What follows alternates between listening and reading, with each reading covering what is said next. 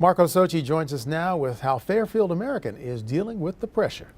Well, Brian, if you watch them today, you'd ask, what pressure? The 12-year-olds got their first taste of regionals today as they went up against Maine's South Portland Little League.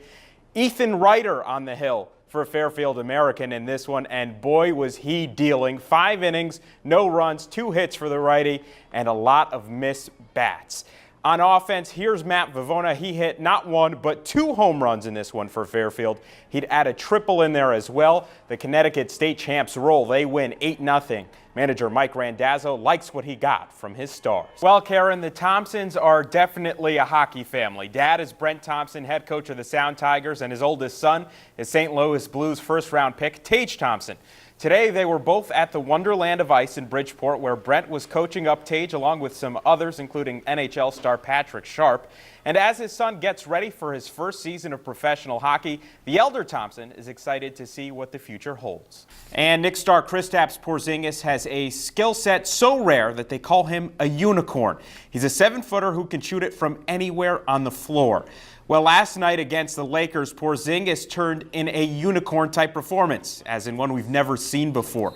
Porzingis became the first NBA player to ever net at least 35 points, 10 rebounds, 5 blocks, and make 5 three-pointers all in one game. That performance helped the Knicks to a 113-109 overtime win over LA at the Garden. The Latvian sensation has now scored 30-plus points in 10 straight games. The News 12 Connecticut Carl Chevrolet Team of the Week has been on an absolute tear. Brian McMahon girls soccer was back at practice today after last night's 8-0 win against Trinity Catholic. The Senators haven't lost since mid-September, and in that time they've taken down Staples and Darien, 2 of the top teams in the FCAC, both away from home. For Brian McMahon, the success is all about hard work. Yeah, Eric, Joel Barlow's football team had never made it to the state title game. That all changed on Sunday when they beat SMSA to advance to the Class M championship. Now they're looking to win the school its first ever football state title, and it won't be easy as undefeated Killingly stands in their way. But despite the history on the line and a tough opponent, Barlow's football team is just looking to have some fun. In sports tonight, the Yankees continue to march toward the World Series.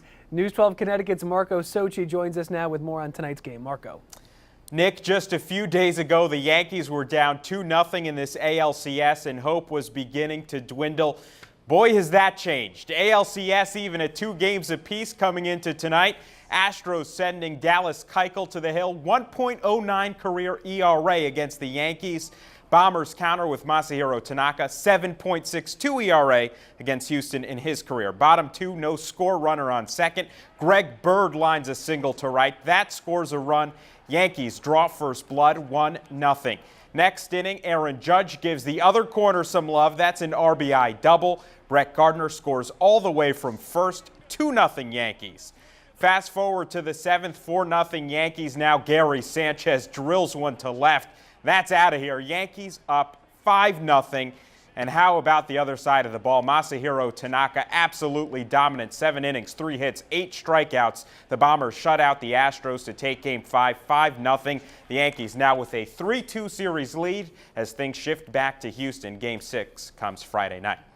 The FCAC held its cross-country championships today at New Canaan's Waveney Park. We'll start with the girls' race, and this one wasn't close. Wilton's Morgan McCormick wins with an impressive time of 13:44. McCormick also won last year's FCAC title and the state championship as well, so no surprise there. But the senior says this one means a little more because it's her final FCAC race. I think just remembering that's my senior year and it's my last race with all of these amazing girls kind of motivated me to just push. McCormick got the win, but Greenwich won the team race, and with that, the Cardinals take home their first FCAC Girls Cross Country Championship since 1981. As for the boys, this year's winner is Staples senior Ben Seipel with a time of 15:27. Staples flooded the podium as 2 other wreckers finished 2nd and 3rd. For Seipel, an individual win and a team win. Things couldn't have gone much better today. Once I got into the race, I just was feeling good, and this was huge for the team. I know that we've had a little bit of a rough stretch over the last few weeks, so coming out here for the team and getting the win was definitely something huge for me. For the Staples boys, it's their 2nd straight FCAC title.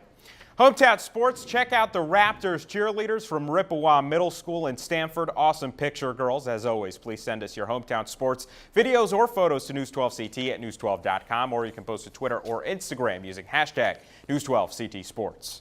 And finally, former Nick Carmelo Anthony said today that he felt stabbed in the back and pushed out by New York, who traded the All-Star this offseason. Anthony makes his Thunder debut tomorrow night against the very Knicks that got rid of him. Nick, should be an interesting reunion.